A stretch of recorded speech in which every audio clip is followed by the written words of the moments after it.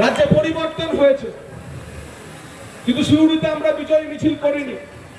4 মের পর আজকে 95 দিনের মাথায় আপনাদের সামনে আপনাদের বিধায়ক এসেছে। আপনারা আশীর্বাদ করে আমাকে পাঠিয়েছেন বিধানসভায়। পার্টি কিছু আরো বাড়তি দায়িত্ব দিয়েছে, কিন্তু আজকে 95 দিনের মাথায় আপনাদের জন্য আমি কি করেছি আর কি করতে চলেছি তা বলে যাচ্ছি। এবং আপনাদের আশীর্বাদ যদি থাকে, ভবিষ্যতে বলেছিলাম সিউড়িকে বীরভূমের রাজনীতির ভর কেন্দ্রে পরিণত করব, হয়েছে সিউড়ি বীরভূমের রাজনীতির ভর কেন্দ্রে পরিণত।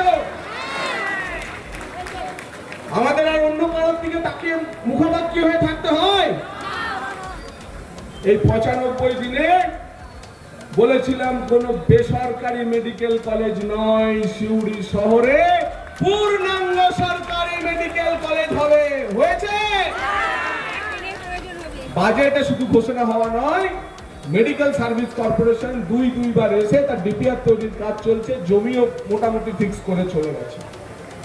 তাহলে সিউড়ি শহরে আমরা পূর্ণাঙ্গ সরকারি মেডিকেল কলেজ পাচ্ছি। 2, বলেছিলাম পরিবেশ বান্ধব দাহ সংস্কারের ব্যবস্থা করব। সিউড়ি শহরের প্রচুর ছেলে মেয়ে এখন বিদেশে থাকে, ভারতবর্ষের অন্য প্রান্তে থাকে। বাড়িতে কারোর মৃত্যু হলে মর্চুয়ারি এবং পরিবেশ বান্ধব দাহ সংস্কার, এই সতীঘাটা শ্মশানের 2 বেডেড ইলেকট্রিক চুল্লি তা স্থাপন ফাইনাল হয়ে গেছে।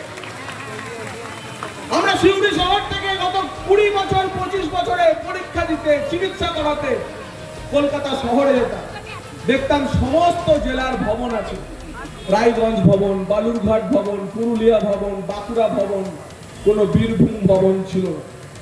নিউ টাউনে মেট্রো ঠিক রেল যেখানে যাবে তার পাশে 10 কাঠা জমিতে হতে চলেছে বীরভূম ভবন। বীরভূম ভবন